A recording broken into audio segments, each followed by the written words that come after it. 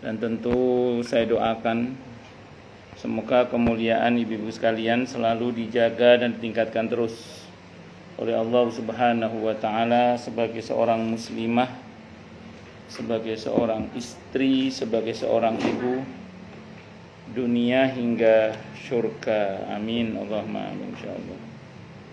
Allahumma inna nas'aluka ilman nafi'ah wa rizqan thayyiba wa amalan mutaqabbala wa fatahallahu lana futuhal arifin. Allahumma inna na'udzubika min ilmin la yanfa' wa amalin la yurfa' wa qalbin la yakhsha' wa du'a la yusma'. Allahumma ati anfusana taqwaha wa zakkiha anta khairu man zakkaha anta waliyuha wa maulaha. Amin Allahumma amin insyaallah.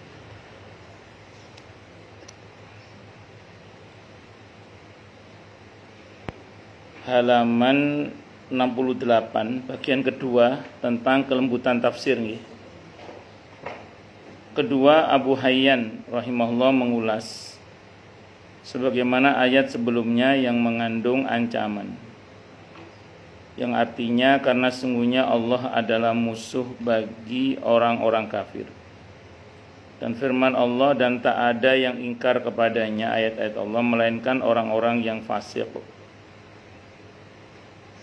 Serta mengemukakan berbagai bentuk pengingkaran atas janji orang-orang Yahudi, pelemparan atau meremehkan atau berpaling dari kitab Allah, mengikuti bujuk rayu setan dan mempelajari segala hal yang membahayakan dan tidak ada manfaatnya sedikit pun berkaitan dengan sihir ini ya.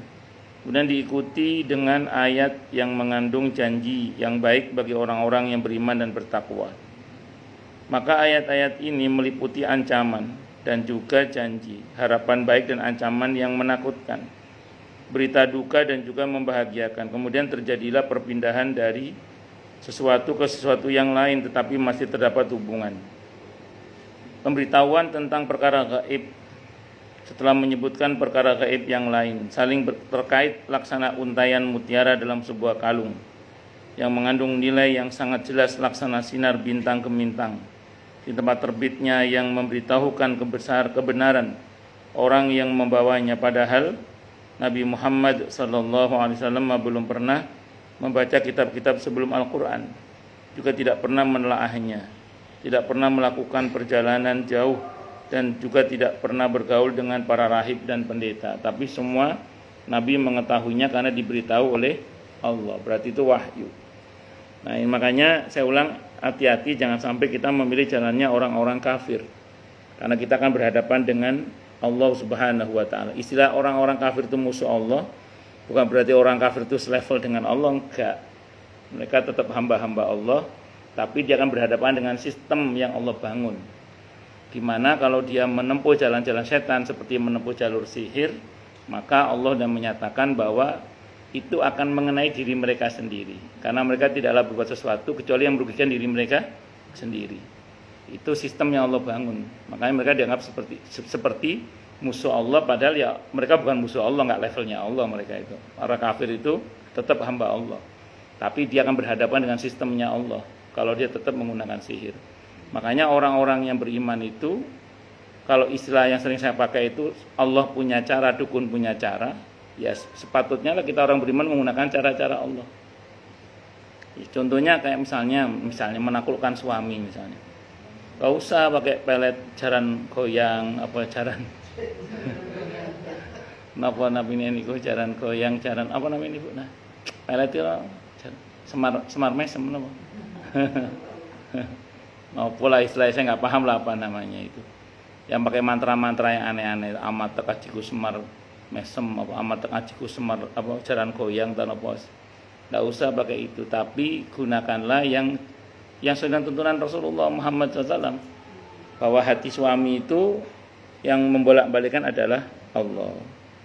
Ya udah baca Fatihah, minta kepada Allah, diruqyah dengan surah Yasin, bisa minta pada Allah semoga suami apa itu, minta sama Allah. Nah, itu yang benar justru itu. Supaya dagangan laris pakai penglaris misalnya gitu. Ya pakai penglaris, sehingga kemudian ada beberapa tempat itu yang tampak laris Padahal yang dijual itu nggak sembodo kalau bahasa Jawanya itu nggak sembodo nih, nggak menjaji itu apa ya, apa Bu bahasa Indonesianya Bu? Nggak seberapa gitu maksudnya. Ya bayangkan ada sesuatu yang kita secara kasat mata melihat biasa aja, tapi kok lari sekali. Tapi kita jangan seudon juga, paling pakai pesugihan ini. Ya enggak, jangan seudon juga, jangan.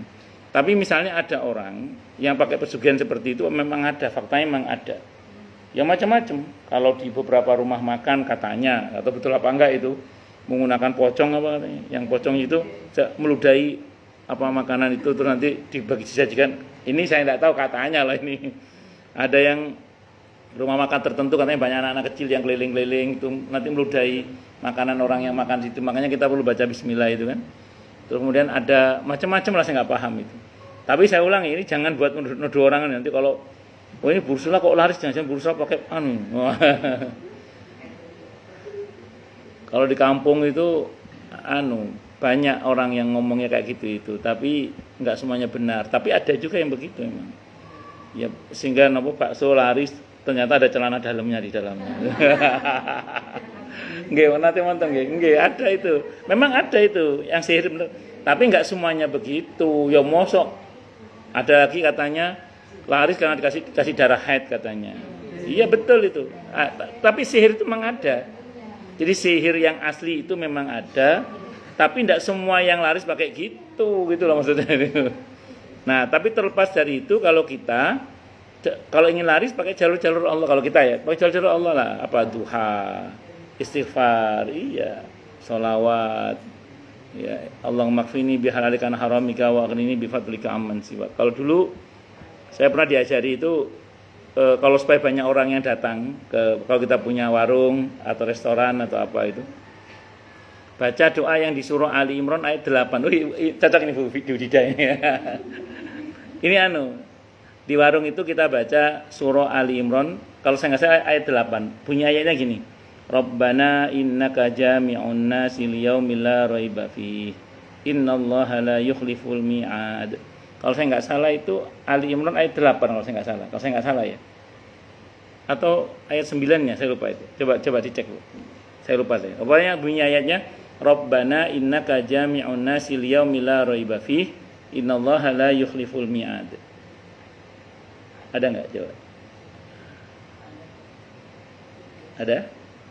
Ayat berapa? Kalau enggak 8 9 Ali Imran. Saya lupa itu.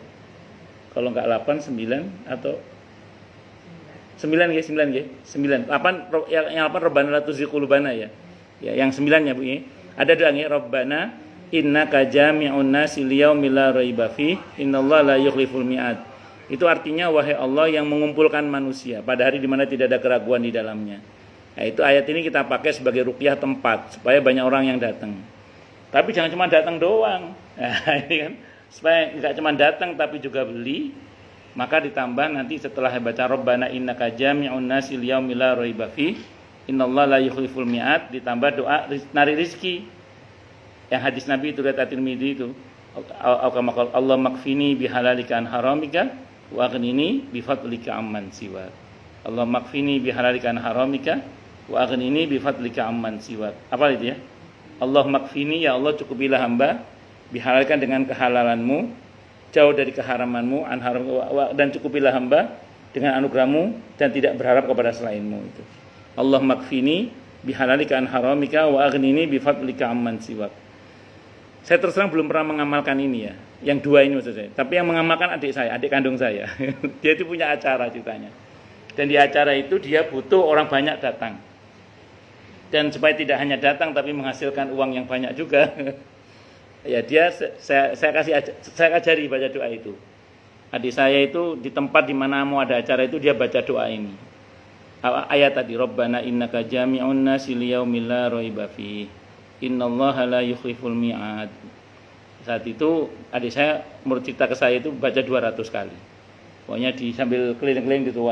Terus setelah baca itu beliau baca, adik saya itu baca Allah makfini bihalalika. Itu enggak terserah berapa kali. Allah makfini bihalalika haramika wa aghnini bifadlika amman siwa. Pas hari acara yang datang melampaui ekspektasi. Terus dapatnya juga di luar ekspektasi. Jadi dapat hasil yang banyak itu adik saya.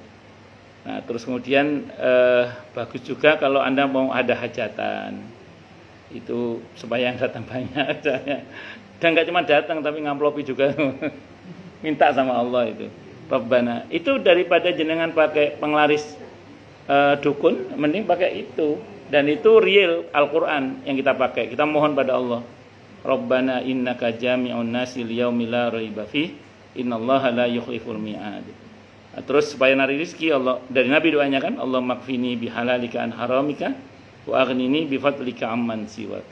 Allah makfini bihalalika an haramika wa aghnini bifadlika amman siwak. Itu bukan ayat, doa dari Nabi itu, At-Tirmidzi itu, Nabi yang mengajarkan doa itu. Allahumma wahai Allah ikfini. Kalau digabung Allah makfini. Ya Allah cukupilah hamba bihalalika dengan kehalalanmu, an haramika jauh dari keharamanmu. Wa aghnini dan cukupilah hamba bifadlika dengan anugerahmu, amman siwak jauh atau tidak berharap sehingga tidak berharap kepada selainmu. Itu. Allah makfini bihalalika an haramika wa aghnini bifadlika amman siwak. Itu bagus. Kalau saya terus terang belum pernah baca ini sekaligus untuk acara saya ya. Cuman kalau adik saya pernah, adik kandung saya sendiri. Dan itu hasilnya memang luar biasa. Adik saya cerita saat itu, saya baca 200 kali. Di tempat di mana ada acara itu, terus ditambah Allah makfini untuk narik rezekinya itu. Karena kalau yang pertama tadi kan cuma datang, belum tentu beli. Tapi kalau Allah makfini kan insyaallah datang dan beli insyaallah. Itu mohon pada Allah. Kalau yang jual-jual masakan itu dulu guru saya itu ngasih doa di surah Ad-Dahr itu. Supaya nanti kalau orang makan makanan kita itu nanti cerita ke orang lain makanannya enak gitu. Doanya apa di surah Ad-Dahr surah Al-Insan itu?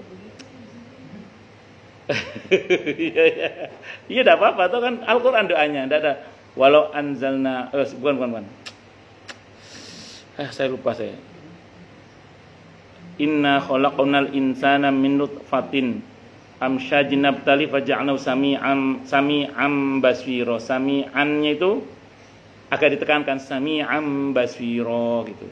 Tapi itu kalau ini saya pernah nyoba. Jadi gini ceritanya itu. Saya itu goreng kacang di pondok itu, tapi saya nggak jualan goreng kacang di pondok itu. Kosong itu goreng kacang itu. Terus ben kanca-kanca seneng makan kacang saya kan, saya bacakan doa itu. Saya enggak tahu ceritanya bagaimana itu. Tiba-tiba teman saya teriak, enak kacangnya, enak gitu. ya saya enggak tahu. Karena memang doa itu kata kiai saya kalau dibaca nanti orang kan cerita ke orang lain enak gitu. Ya enggak tahu enak bener apa enggak itu. Padahal kosong. Kenapa? Kalau itu Al-Qur'an soalnya, Bu. Al-Qur'an ya, Al-Qur'an. Itu surah Ad-Dahr itu. Inna khalaqnal insana min nutfatin amsyajin nabtali faja'alnahu sami'an basira. Itu bagus itu. Ya itu artinya kita ambil dari Al-Qur'an ruqyahnya itu. Al-Qur'an seluruhnya adalah ruqyah apa? Ada surah Al-Insan ayat berapa saya lupa. Masih ayat pertama, Al-Insan atau Ad-Dahr sama aja. Al-Insan atau Ad-Dahr itu satu surat. Saya takutnya Ibu nanti pas buka, loh kata Ustaz Al-Insan kok Ad-Dahr atau Al-Insan sama saja. Kayak Al-Isra sama Bani Israil itu sama saja. Kayak Hamim As-Sajdah sama Fusilat itu sama saja. Itu contoh aja. Jadi nggak usah pakai penglaris nyiblorong, nggak usah. Nggak usah pakai. Nah. Kalau pakai gini kan kalau kita kan doa sama Allah. Iya. Ada ibunya. Pasti dengan apa minta dengan siapa gitu. Nanti kita harus ada ini. Kalau kita maksudnya minta sama Allah gitu kan? Iya. Ya. Terus? Kita kan nggak kan namanya doa. Tanpa ada apa-apanya. Kecuali kalau kita mau ngomong ini mau apa? Ya. Bagus. Kalau bisa minta sama orang terus gimana? Kan pasti ada ini. Bayar. Minta sama orang ada? Bayar. Kan kita mesti bayar kan apa yang kita minta itu. Kan orang bayar. Oh, minta tolong suruh baca. Orang lain suruh baca gitu maksudnya? Iya. Oh, enggak apa-apa, ya bayar enggak apa-apa. Kalau Ibu misalnya ibu merasa berat membaca sendiri, ibu minta orang, iya bisa. Saya dulu waktu di Surabaya termasuk yang sering dipanggil orang, zaman saya masih mahasiswa ya kan, masih kuat-kuat wiridan itu datang untuk wirid, zikir, untuk ya meruqyah tempat gitu. Saya masih ingat dulu saya dipakai wirid untuk memenangkan wakil bupati. Menang jadi bupatinya itu. Dengan izin Allah. Ya tapi kita mintanya sama Allah. Zikir bupatinya itu nggak kuat zikir sendiri. Misalnya kita yang zikir. Itu ada. Itu dulu Deddy Mizwar itu. Tapi yang menang yang dulu menang yang dulu itu. Itu selama proses pemilihan gubernur wali gubernur Jawa Barat Deddy Mizwar itu. Tapi yang pertama bukan yang kedua yang nggak jadi itu. Itu hampir tiap hari dia mendatangkan termasuk teman saya yang penghafal itu ke rumahnya untuk membaca Al-Quran, khutbul Quran tiap hari pokoknya. Untuk mendoakan Deddy Mizwar supaya menang. Untuk yang pilkada yang pertama dulu. Yang kedua kan dia kalah itu. Yang kedua kan dia kalah. Yang pertama kan dia menang sebagai wakil gubernurnya Ahmad Heriawan dulu dia itu. Akhirnya kan dia menang gitu, qadarullah. Itu teman saya termasuk yang dapat hadiah umroh itu. Jadi yang di samping mereka dia dapat sangu tiap harinya karena dibayar oleh Deddy Mizwar, itu pas begitu menang diumrohkan semua itu yang baca Quran itu. Iya. Itu saat itu. Tapi yang kedua dia nggak menang. Teman saya kan yang bagian baca Quran juga. Saat itu teman saya ngomong ke saya saat itu. Ini saya diundang karena saya diundang aja. Kalau hati saya nggak mendoakan dia karena saya nggak cocok sama dia sekarang gitu. Karena kan dia di kubu politik yang dia nggak cocok. Nah itu kan makanya ngundang orang yang cocok sama kita. Yang nggak cocok nanti nggak jadi. Yang pertama cocok dia, yang kedua nggak cocok dia itu. Itu seperti itu. Ya ceritanya panjang lah. Tapi yang pasti bisa Bu, tidak ada masalah. Tidak harus ibu yang membaca, bisa orang lain juga yang membaca. Ya silakan aja, tidak ada masalah. Allahu Akbar. Itu ya diantaranya ya, diantara. Jadi jangan pakai cara-cara Allah aja, nggak usah cara-cara. Tidak usah pakai. Dan itu Al-Quran itu keseluruhannya adalah ruqyah. Al-Quran itu keseluruhannya adalah ruqyah. Itu seperti itu. Wa ma yantiqu 'anil hawa in huwa illa wahyu yuha. Dan tiadalah ia Muhammad, Nabi Muhammad SAW mengucapkan Al-Quran itu menurut kemauan hawa nafsunya. Ucapannya itu tiada lain hanyalah wahyu yang disampaikan kepadanya. Jadi semua yang Nabi katakan berdasarkan informasi wahyu. Itu yang berkaitan dengan Al-Quran. Artinya Nabi nggak ngarang-ngarang gitu. Itu memang betul-betul berdasarkan wahyu. Inilah bentuk penghormatan yang paling tinggi bagi Rasulullah Muhammad sallallahu alaihi wasallam. Yang ketiga, firman Allah Subhanahu wa taala, sebagian dari orang-orang yang diberi kitab Taurat melemparkan kitab Allah itu ke belakangnya seolah-olah mereka tidak mengetahui bahwa itu adalah kitab Allah. Ungkapan melemparkan ke belakangnya justru mengandung cemooh dan celaan terhadap perilaku orang-orang Yahudi yang tidak mau mengamalkan kitab Allah. Mereka berpaling dengan sikap meremehkan dan merendahkannya, bahkan mereka berpegangan pada kekuatan sihir dan sulap. Di Al-Quran itu banyak bahasa-bahasa yang tidak, atau pilihan-pilihan kata yang tidak bisa dipahami secara tekstual. Jadi kalau istilah melempar ke belakang itu maksudnya dia menolak ajaran Nabi Muhammad, bahkan meremehkan, itu maksudnya. Nah, ya di kita kan juga banyak tuh istilah-istilah yang tidak bisa dipahami secara tekstual kan. Misalnya unjuk gigi, apa terus gini, ini enggak kan? Unjuk gigi itu apa? Unjuk kebolehan. Membusukkan dada, apa terus gini? Bukan kan, maksudnya pede, berani yang gitu ya. Istilahnya gitu. Jadi bukan berarti terus dipahami sebagaimana teksnya gitu. Nah, Al-Quran itu banyak yang tidak sesuai dengan teksnya, maknanya itu. Nah, istilahnya kalau di dalam bahasa Arab ada makna hakiki. Hakiki itu sebagaimana teksnya. Ada yang makna majazi. Majazi itu tidak sesuai dengan teksnya. Dia ada makna yang tersirat di samping yang tersurat. Itu seperti itu. Said Qutb rahimahullah menyatakan orang-orang ahli kitab itulah yang melemparkan kitab Allah di belakang punggung mereka. Maksudnya mereka senantiasa menentang dan tidak mau mengamalkan Al-Quran. Akan tetapi ungkapan penggambaran mereka mengalihkan makna dari yang bersifat zihni, abstrak,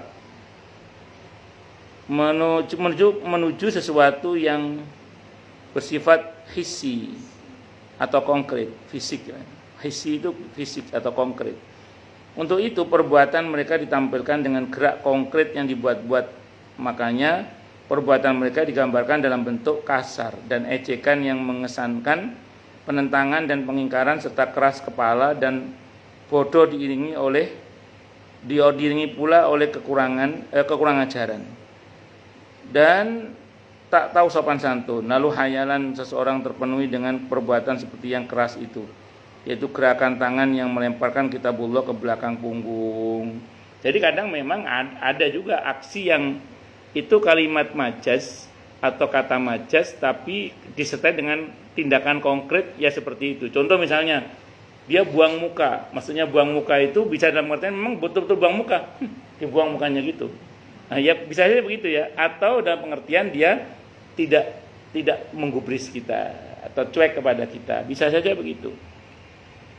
Dia membelakangi kita, itu dalam pengertian memang betul-betul ada sikap membelakangi atau sikap ya tadi cuek acuh tak acuh kepada kita, itu pengertian maknanya. Nah, melempar kitab Allah ke belakang itu bisa dalam pengertian majaz, dalam arti mereka menolak ajaran dan meremehkan ajaran Al-Quran, dan atau memang ada sikap konkret yang mereka lakukan dalam bentuk memang betul-betul melempar Al-Quran itu ke belakang, artinya diremehkan betul itu. Apa gitu, seperti itulah kira-kira. Yang keempat, membandingkan antara ungkapan syayatin dan sihir yang terdapat dalam ayat ini. Sihir adalah hasil dari permintaan pertolongan kepada roh-roh jahat, sedang setan mengira bahwa roh-roh itu mengetahui perkara gaib yang kemudian mereka bisikan ke hati manusia. Akibatnya sebagian orang mempercayainya dan minta perlindungan kepadanya ketika sedang mengalami kesusahan. Karenanya Allah Subhanahu wa taala berfirman, "Wa annahu kana rijalun minal insi ya'udzuna birijalin minal jinni fazaduhum rahaqa." Dan bahwasanya ada beberapa orang laki-laki di antara mereka yang minta perlindungan kepada beberapa laki-laki dari jin. Maka jin-jin itu menjadikan mereka manusia, maksudnya semakin bertambah aniaya, bertambah zalim. Oleh karena itu sihir dikenal dengan sebagai sarana penghubung dengan roh-roh jahat. Makanya kalau ngomong sihir pasti hubungannya dengan sama setan gitu. Setan tuh jin, masuk jin-jin yang jahat itu. Makanya kan rata-rata sih minta tolongnya ya jin demit pripayangan, bakaruhun, macam-macam itulah pokoknya. Sebut-sebut itu semuanya itu. Nauzubillahi min syarri dzalik. Allah. Berarti memang panas sekarang ya. Berarti Bu Didak di pasar memang betul-betul memang panas ya. Saya pikir cuma saya doang yang panas. Emang hawanya panas ya. Hanya panas yes, gitu. Saya pikir cuma saya doang. Lanjut. Ibnu Jarir dan Al-Hakim meriwayatkan dari Ibnu Abbas radhiyallahu anhuma, dia berkata, sesungguhnya setan mencuri berita dari langit. Maka apabila salah satu dari mereka mendengar sebuah kalimat yang diberitakan dari langit, mereka mengolahnya menjadi 1000 kedustaan, kemudian dibisikkan ke dalam hati manusia, lalu dijadikannya sebagai sarana perdukunan. Kemudian Allah memperlihatkannya kepada Nabi Sulaiman ibn Dawud alaihi wassalatu wassalam. Lalu ia mengambilnya dan melemparkannya di bawah kursinya. Setelah Nabi Sulaiman meninggal dunia, setan berdiri di tepi jalan seraya berkata, "Maka kalian kutunjukkan simpanan Sulaiman yang tiada tandingannya serta terpelihara." Mereka menjawab, "Kami mau." Kemudian mereka mengeluarkannya dan ternyata benda tersebut adalah sihir. Lalu orang-orang menyalinnya secara turun-temurun. Kemudian Allah Subhanahu wa taala menurunkan ayat tentang terbebasnya Nabi Sulaiman dari sihir yang mereka tuduhkan. Jadi Nabi Sulaiman tadinya yang menyita buku sihir bikinan setan itu. Ya, begitu Nabi Sulaiman wafat, setan menfitnah Nabi Sulaiman. Sulaiman tuh punya simpanan buku yang mujarab, kira-kira gitu ya. Kalau mau ini satu ini punya Sulaiman, padahal itu dulu sitaan Nabi Sulaiman. Makanya di Al-Baqarah 102 itu Allah membersihkan Nabi Sulaiman dari tuduhan setan itu, bahwa Nabi Sulaiman tidak melakukan sihir. Buku sihir yang yang diserahkan oleh setan kepada manusia saat itu adalah itu buku sihir sitaan Nabi Sulaiman. Bisa dipahami ya? Nah, itu seperti itu. Nah, dulu setan itu diizinkan oleh Allah menguping takdir yang akan turun.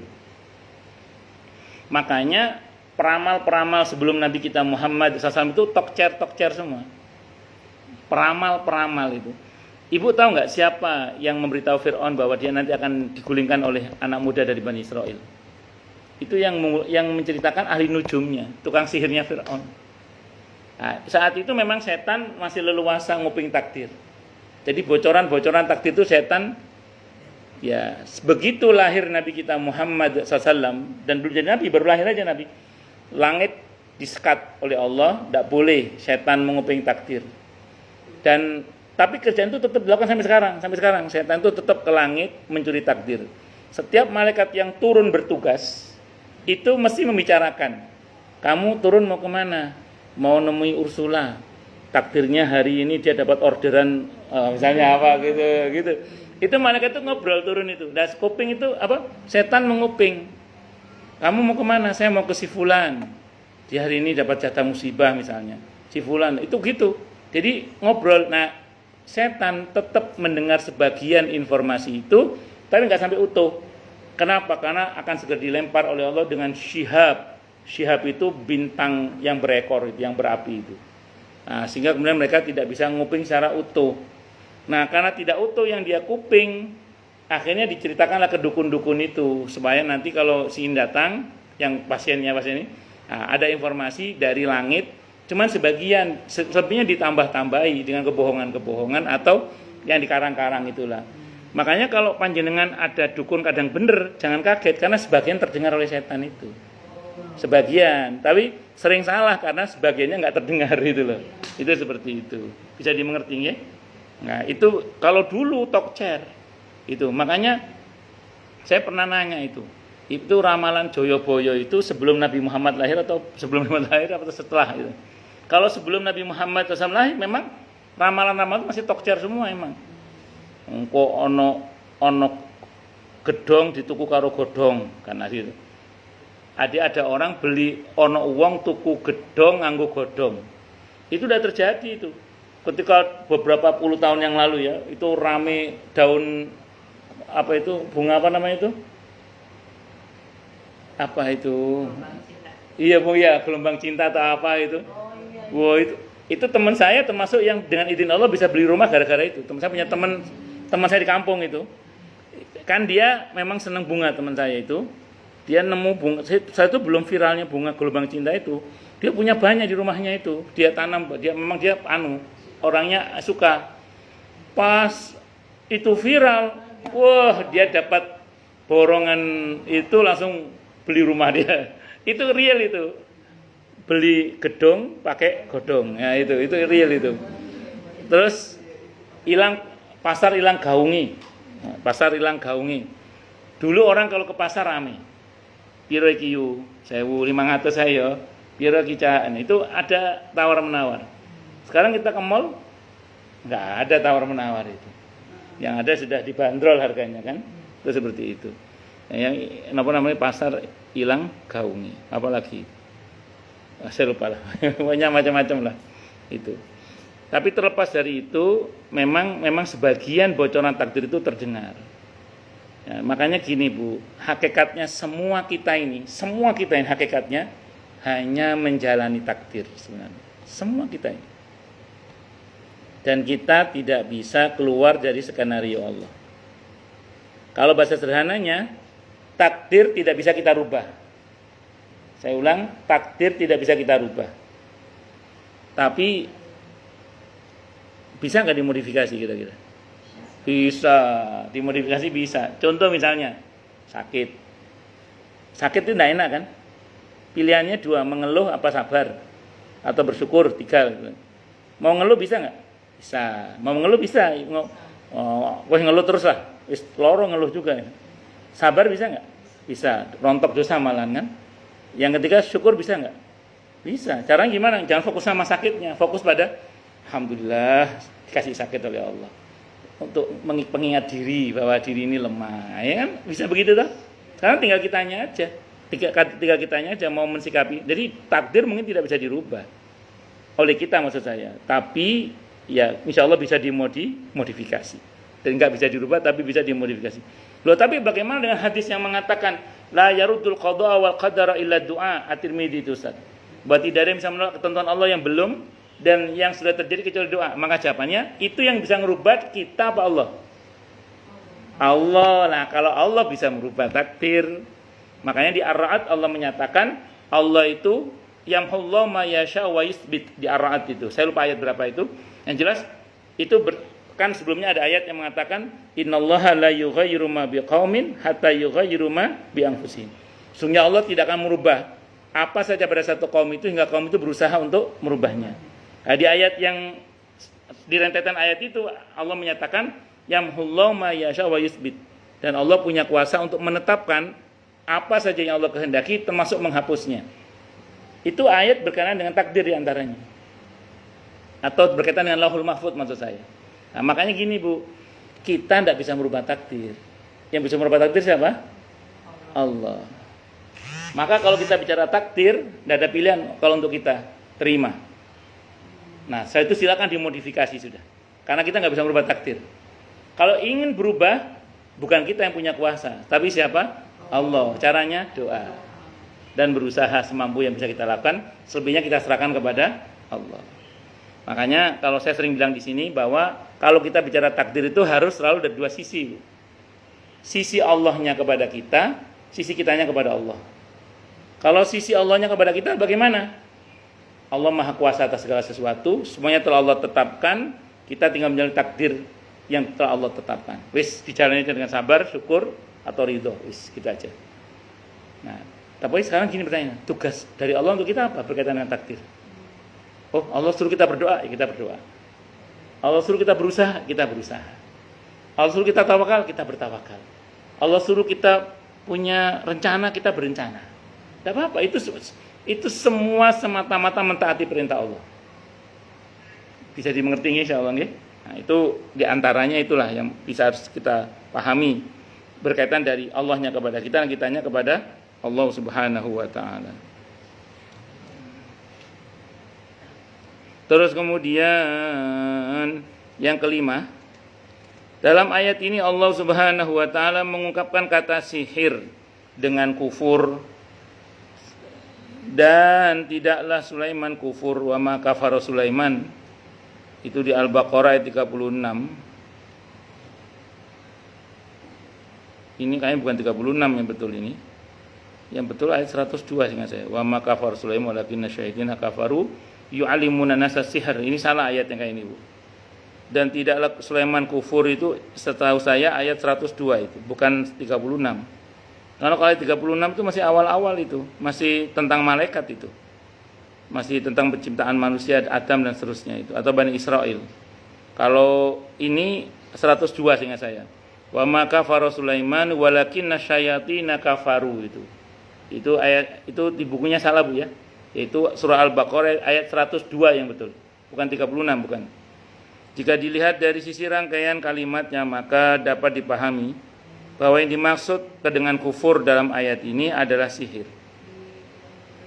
Adapun disebutnya demikian adalah sebagai bentuk untuk menjelekkan, sebagaimana firman Allah yang ditujukan kepada orang yang tidak melaksanakan ibadah haji padahal yang mampu melaksanakannya. Wa man kafara fa innallaha ghaniyun 'anil 'alamin.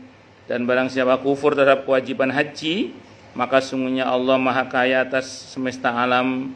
Makanya kita tidak boleh kufur pada kewajiban haji. Makanya kalau dalam mazhab Syafi'i, kalau ada orang belum berhaji, masuk bulan haji, sependek yang saya baca ya, sampai saya pelajari, itu wajib niat haji. Nah, bulan haji itu Syawal, Dzulqa'dah, Dzulhijjah. Ini udah masuk ini. Nah, berarti dari bulan Syawal kemarin, kalau lupa ya sekarang nggak apa-apa. Kalau ada yang belum haji di antara kita, itu niat haji. Diperintah untuk niat haji. Kalaupun misalnya sampai meninggal nggak sempat haji, insya Allah sudah diberi pahala haji sekali utuh, insya Allah. Ngoten nggih, jangan lupa niat apa? Haji. Nah, niat itu apa? Al-qasdu, kesengajaan kuat. Al-qasdu, kesengajaan kuat. Karena kesengajaan kuat, maka harus nabung gitu loh. Harus nabung, nggak harus buka tabungan ONH, karena kan yang penting nabung aja dulu. Kan untuk buka tabungan berapa? 25 juta sekarang berapa? Untuk buka dapat porsi itu berapa sekarang? Soalnya kalau saya kan jalur langit, soalnya itu kemarin tadi nggak tahu. Saya jalur langit. Berapa untuk dapat porsi berapa? Nah, buka tabungan ada tahu? ONH berapa sekarang? Sekarang nggak tahu ya. Oh nggih pun. Ya sudah, pokoknya buka. Nggak harus buka, karena kan nggak semua orang langsung punya uang segitu kan. Makanya yang penting nabung aja. Saya itu pas nabung haji itu ngomong gini sama Allah. Ya Allah, Engkau tahu tabungan yang hamba tabungi nggak seberapa untuk saya bisa berangkat haji. Kalau pakai matematika manusia nggak bisa. Tapi ini karena perintahmu ya Allah, kula nabung mawon. Karena saya yakin haji itu nggak ada hubungannya ada atau tidak adanya uang. Tapi lebih kepada ada atau tidak adanya kehendak Allah, itu aja. Karena kalau Allah bilang berangkat, mbuh yo apa carane. Dan itu terbukti banyak. Dan walaupun sudah siap tinggal berangkat bisa nggak jadi. Kan berapa banyak orang yang sudah naik pesawat turun lagi nggak jadi itu? Sudah mau berangkat diperiksa oleh dokter nggak boleh berangkat, banyak kan seperti itu. Kalau Allah berkehendak nggak ada yang sulit. Nah, tapi sebenarnya teman saya itu tiba-tiba disuruh orang nyerahin paspor, padahal musim haji keberangkatan kurang 2 hari atau berapa hari, berangkat haji dia dengan izin Allah. Kalau Allah berkehendak loh ya, nggak ada yang sulit. Allahu Akbar. Makanya saya ulang sekali lagi, ya sudah nabung aja. Itu yang saya baca di media itu atau saya nonton di berita itu, yang guru honorer, ada pemulung itu yang akhirnya berangkat itu ternyata nabung tiap hari 2.000, 5.000 sampai 15 tahun itu nabungnya katanya itu. Memang kalau mau cepet sih nabungnya 2.000 US dollar, 5.000 US dollar itu cepat berangkat insyaallah. Insyaallah. Ya insyaallah cepat berangkat ini. Niat haji. Nah, Allah mengingatkan kepada orang-orang yang tidak mau berhaji padahal mampu, bahwa Allah itu adalah zat yang tidak butuh kepada mereka. Makanya kata Sayyidina Umar radhiyallahu an, kalau ada orang mampu berhaji kok sengaja tidak mau berhaji, maka silakan pilih apakah dia mau mati ala Yahudi atau Nasrani. Itu kata Sayyidina Umar radhiyallahu an. Allahu Akbar. Sudah kita niat saja. Yang sudah haji saya doakan semoga Allah mudahkan kita untuk bisa kembali lagi berhaji dan berumrah dengan orang-orang yang kita cintai dan yang mencintai kita, dengan mudah, dengan mulia, dengan bahagia, dengan tanpa susah payah. Bitaisir wa sa'ada wal karamah min ghairi ta'abin wala masyaqqatin innallaha ala kulli syai'in qadir wa fi lutfin wa afiyatin wa salamatin wa bulughil maram. Amin. Allahumma amin insyaallah, mudah-mudahan. Selain itu, ungkapan seperti ini juga sebagai upaya menjauhkan manusia dari sihir dan menunjukkan bahwa sihir termasuk dosa besar, bahkan sangat dekat dengan kufur dan kemusyrikan kepada Allah Subhanahu wa taala. Hal ini juga dapat dilihat dalam firman Allah taala di surah Al-Baqarah 102. Ini yang betul ini. Yang tadi yang 36 salah, itu yang betul 102. Innama nahnu fitnatum fala takfur. Sesungguhnya kami hanyalah sebagai cobaan, maka janganlah kamu menjadi kafir atau kufur. Nah, jadi sihir itu dekat dengan kekufuran. Kalau bahasa sederhananya, wong ada jalan yang Allah tunjukkan untuk meraih apa yang kita inginkan, kok memilih jalan setan, kira-kira gitu. Makanya disebut kufur. Ini kafirnya tingkatannya seberapa, Ustaz? Sebagian ulama mengatakan termasuk kafir besar, kafir akbar. Jadi sehingga ada yang mengatakan sampai keluar dari Islam sudah. Ada yang mengatakan begitu. Tapi dulu para sahabat punya sikap begini, selama yang bersangkutan itu masih sholat, masih bersyahadat. Kan ada yang orang seneng ke dukun tapi masih sholat, masih masih bersyahadat ya, masih puasa di bulan Ramadan. Walaupun sikapnya atau akidahnya atau itikadnya dikufurkan, dikafirkan, tapi kepadanya hak-hak seorang muslim masih diberikan, termasuk disolatkan jenazahnya, termasuk didoakan atau dijawab salamnya atau diterima undangannya atau dengan wali dan seterusnya. Itu seperti itu. Kan ada kan orang itu rajin sholat tapi senang yang dukun ya. Selama masih sholat 5 waktu, selama syahadatnya masih sama dengan kita, selama masih mau puasa di bulan Ramadan, tetap kita perlakukan sebagai seorang muslim, tidak boleh dikeluarkan dari Islam. Kecuali wis gak tahu sholat, senang yang dukun, Syahadat itu gak jelas ya. Nah, itu mumpuh maning naudzubillah min syarri dzalik. Dukun yang boleh dukun bayi itu aja. Atau dukun pijet. Yang keenam. Konon seorang laki-laki berkata kepada Umar ibn Abdul Aziz radhiyallahu anhu dengan bahasa yang singkat dan penuh makna. Kemudian Umar berkata, demi Allah ini adalah sihir yang halal. Juga diriwayatkan, jadi ada sihir yang halal ada. Ya tadi menggunakan cara-cara yang benar. Sihir itu sesuatu yang memukau lah, yang bisa membuat orang terlena gitu. Tapi terlena itu ada yang halal, ada yang haram, hati-hati. Juga diriwayatkan bahwa Zabarqan bin Badr, Amr ibn al-Ahtam dan Qais ibn Asim menghadap Rasulullah SAW. Kemudian Rasulullah Muhammad SAW berkata kepada Amr, ceritakan kepadaku tentang Zabarqan. Amr kemudian menjelaskan dia adalah orang yang patuh kepada siapapun yang memanggilnya, sangat suka menonjolkan diri, tidak mau melihat ke belakang. Kemudian Zabarqan berkata, demi Allah dia mengetahui bahwa sesungguhnya saya lebih mulia daripada dirinya. Amr berkata, sesungguhnya dia adalah orang yang pengecut, tempat tinggalnya sempit, ayahnya bodoh dan pamannya orang yang tercela. Lebih lanjut ia berkata, wahai Rasulullah, aku akan berkata dengan jujur tentang kedua orang ini. Berilah kesempatan kepadaku untuk menjelaskan yang sesungguhnya, sebaik dan seburuk apa yang ku ketahui dari masing-masing. Kemudian Rasulullah Muhammad SAW bersabda, sungguhnya di antara penjelasan itu adalah, itu benar-benar ibarat sihir. Jadi begini ya, kok Rasulullah minta data tentang seseorang? Dalam Islam itu kita sebenarnya mencari-cari informasi tentang seseorang atau stalking atau tajassus mata-mata orang itu tidak boleh sebenarnya. Kecuali ada tujuan yang lebih maslahat, seperti mau cari calon pemimpin, atau ada seseorang yang mau kita kasih amanah, atau mau cari mantu. Nah, itu boleh itu. Kelebihan anak ini apa, kekurangannya apa, boleh kita cari informasi. Tidak ada masalah itu. Nah, ini rupanya Rasulullah mungkin ada mau kasih amanah seseorang, jangan sampai salah pilih orang, maka beliau nanya informasi tentang masalah ini. Nah, kadang beberapa penjelasan tentang seseorang itu memang melenakan. Kita ini Bu, ngomong tentang seseorang. Kadang kalau kita nggak hati-hati kepleset loh kita itu. Yang tadinya ngomongnya apa adanya, jadi kadang melebih-lebihkan. Akhirnya apa? Jadi fitnah atau jadi ghibah itu. Makanya hati-hati. Nabi mengingatkan itu. Dalam riwayat yang lain disebutkan ada dua orang laki-laki menghadap Rasulullah SAW. Kemudian salah seorang di antara mereka itu berbicara. Orang-orang kagum dengan kalimat dan ungkapan yang digunakannya. Kemudian Rasulullah Muhammad SAW bersabda, sungguhnya di antara keterangan itu benar-benar ibarat sihir. Dan ketika ditanya mengapa Rasulullah Muhammad SAW menyatakan bahwa ungkapan dan kalimat yang indah laksana sihir, padahal sihir adalah perbuatan tercela, baik dalam pandangan akal maupun nas Al-Quran. Jawabannya, sabda Rasulullah Muhammad SAW ini hanya kiasan, hanya sebatas kiasan, bukan yang sebenarnya. Bahwasanya seorang khatib, pembicara yang mengungkapkan dengan rangkaian kalimat indah, ia adalah memikat hati yang mendengarnya. Hal inilah yang diibaratkan dengan tukang sihir, yang dengan tipuan dan triknya ia dapat menarik hati pendengarnya. Inilah yang dimaksud dengan rangkaian kalimat yang jelas ibarat sihir. Ibu pernah nonton film Arya Kamandanu dengan Arya Dwi Pangga enggak? Oh, ya katanya.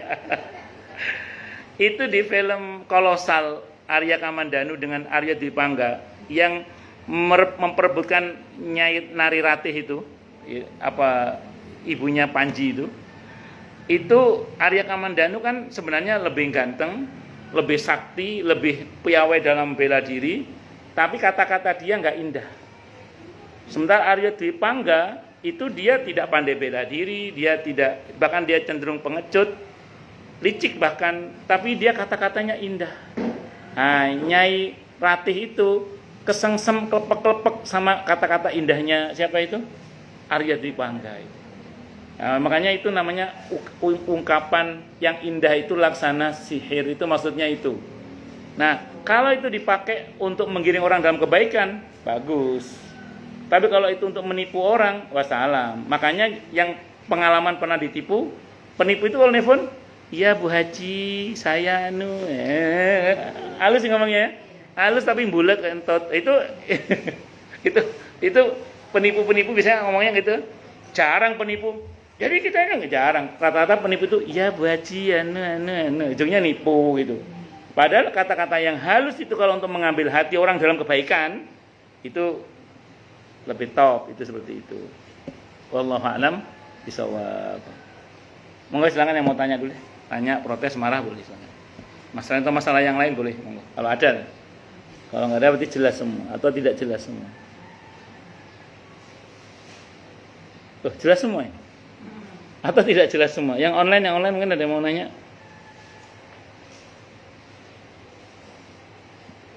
Iya, monggo. Bu Dewi. Kalau apa namanya badan haji itu tuh sebenarnya ininya apa sih Ustaz? Memang itu diharuskan atau gimana sih yang badan haji? Bagus. Kalau saya baca di fikih begini Bu Dewi. Ibu kayak anaknya Romai Rama Dewi. Namanya. Jadi gini, sependek yang saya baca dalam fikih itu, kalau orang tua itu meninggal dan berwasiat agar dihajikan dan dia yang belum haji, maka wajib bagi anak terutama atau ahli warisnya untuk menghajikannya, tentu kalau mampu. Wasiat tidak mampu ya sama aja nggak wajib, satu. Yang kedua, kalau nggak ada wasiat bagaimana? Tidak wajib, cuman lebih baik. Kenapa? Karena itu merupakan bakti kepada kedua orang tua. Saya kira itu Bu. Wallahu a'lam bishawab. Saya ulang, tentu kalau anak mampu loh ya. Kalau anak nggak mampu ya namanya juga nggak mampu. Monggo yang lain silakan. Nggih. Yang badan haji itu pas kita pas lagi di Mekah apa dari sini aja bisa? Pertanyaannya gini, yang mau membadal haji kan ibu sendiri atau orang lain? Misalnya Nggih. saya buat orang tua. Nggih. Nah itu kebetulan nggak berhaji, saya nggak berhaji, cuman kan ada tuh badan haji gitu, itu gimana? Sekarang gini maksud saya, ibu yang mau membatalkan haji orang tua ibu sendiri, atau orang lain yang mau ibu suruh batalkan hajinya? Orang lain. Masya Allah, sini. Oh, salim dulu dong, sini. Salim. Mu'idzuka bi kalimatillahi tamma min kulli syaitanin wa hamma wa min kulli ainin lama. Ya hafid Allah ya fatka. Ya fata. Fattahu arifin. Allahumma atina taqwaha wa zakki anta khairu man zakkaha anta wali wa maula. Tas. Barakallahu fiik. Ya, jadi saya ulang ya. Kalau ibu memang akan membatalkan haji melalui orang, itu bisa dari sini tidak ada masalah. Contoh ada beberapa travel sini yang melayani haji badal, bisa.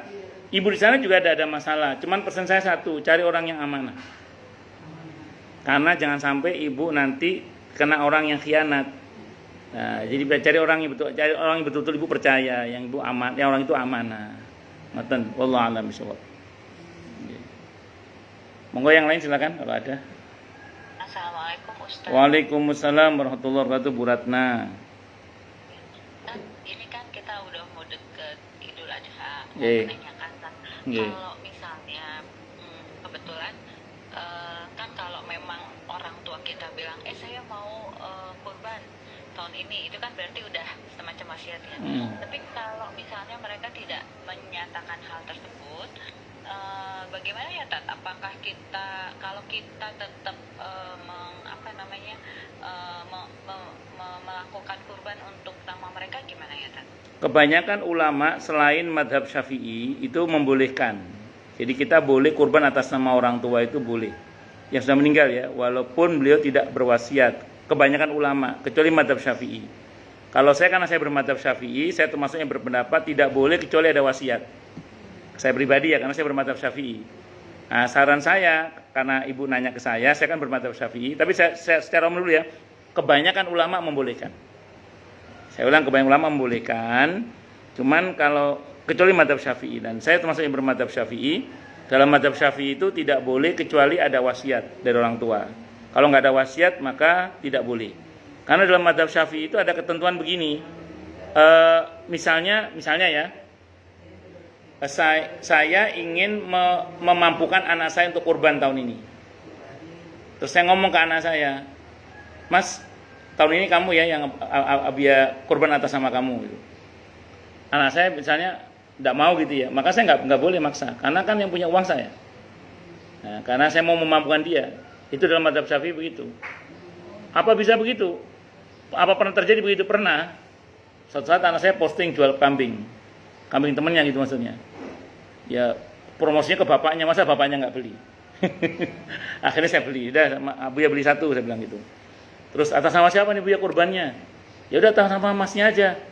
Janganlah, malu, masa saya yang jual, saya yang kurban juga, kata dia jual kambing temennya. Ya sudah atas nama adiknya, saya bilang gitu. Itu dalam mazhab Syafi'i nggak jadi saya atas nama anak saya, dia nggak mau. Jadi sekarang mengkonfirmasi ke orang mati dia mau atau tidak bagaimana? Tidak tahu kecuali ada wasiat. Kalau ada wasiat baru itu dalam mazhab Syafi'i. Nah, tapi kalau dalam mazhab yang lain itu diperkenankan, tidak ada masalah. Hanya saran saya begini, kalau saya punya saran, kalau kurban itu kan tipe memang pahalanya besar ya, tapi kan tipe pahalanya kan BLT ya, bantuan langsung telas itu habis itu loh. Nah, sementara yang dibutuhkan orang yang meninggalkan sebenarnya kan pahala yang terus mengalir kan, yang jariah itu. Jadi ada baiknya kalau untuk orang yang sudah meninggal itu sedekah yang pahalanya terus mengalir, seperti pengadaan mushaf Al-Qur'an, membantu pesantren, majelis taklim, terus kemudian perbaikan jalan, pengadaan sumur bersih, ya, modal usaha, beasiswa sekolah gitu. Nah, itu sebaiknya begitu itu. Wallahu a'lam bishawab. Ya, satu lagi. Iya, monggo Bu Ratna.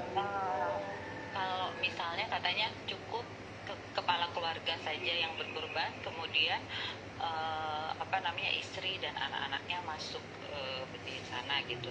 Nah, padahal ada kebiasaan juga masing-masing gitu. Jadi ada nama istri, ada suami, ada anak, itu bagaimana? Yang Ibu bilang tadi itu mazhab Hambali. Dalam mazhab Hambali memang cukup kepala keluarga, nanti bisa dapat sekeluarga. Itu mazhab Hambali. Tapi tidak dengan mazhab Syafi'i. Kalau mazhab Syafi'i per orang. Jadi satu kambing satu orang, bukan satu keluarga, tapi sekeluarga dapat barokahnya. Dapat pahalanya. Tapi tetap satu orang. Kalau di mazhab Syafi'i ya. Kalau mazhab Hambali memang betul cukup satu kambing untuk satu keluarga cukup. Dalam mazhab Syafi'i sapi 7 orang bukan 7 keluarga. Tapi dalam mazhab Hambali memang bisa untuk satu kepala keluarga, untuk sekeluarganya bisa nanti 7 orang berarti 7 kepala keluarga. Itu dalam mazhab Hambali yang saya tahu. Kalau dalam mazhab Syafi'i enggak 1 orang, tapi sekeluarga dapat pahalanya atau dapat keberkahannya. Makanya minimal satu keluarga itu 1. Nah, yang salah itu gini loh. Misalnya tahun ini Pak Aswin, besok Bu Ratna, terus Rama, terus Rafli misalnya. Terus enggak kurban lagi karena udah kebagian semua. Itu yang salah. Yang betul tetap kurban terus, besok naik lagi ke kepala keluarganya lagi. Itu dalam mazhab Syafi'i. Yang salah itu terus enggak kurban lagi karena dianggap sudah kurban semua. Itu pemahaman yang keliru. Yang betul adalah pokoknya tiap tahun kalau mampu kurban. Salah satu keluarga itu paling enggak 1 kambing itu, paling enggak itu.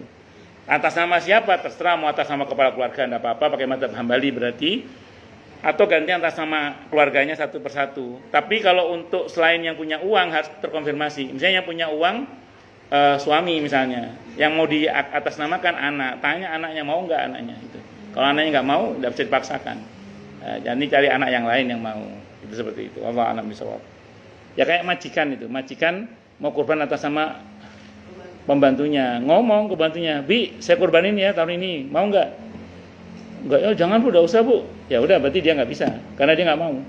Kalau udah dalam mazhab Syafi'i itu gitu. Wallahu a'lam bishawab. Terima kasih. Nggih, assalamualaikum warahmatullahi wabarakatuh. Nggih. Kita yang minta maksudnya? Ya, saya suaminya punya uang. Oh. Tahun ini aku dong namanya. Ya, sekarang yang punya uang mau enggak? Itu pertanyaannya. Iya, pertanyaannya punya uang mau apa enggak? Ya gitu. Kalau yang punya uang mau tidak ada masalah. Kata kuncinya di 2 itu. Ya, kenapa Bu? Ya. Nggih. Banyak tuh yang trennya satu sapi, kita berapa orang tapi dengan orang lain gitu. Iya, patungan. Tidak ada masalah. Tidak ada. Dulu para sahabat patungan onta itu 10 untuk 10 orang, patungan sapi untuk 7 orang. Dulu para sahabat itu. Tidak ada masalah. Jadi dengan orang lain nggak masalah ya? Tidak ada masalah. Tidak ada masalah.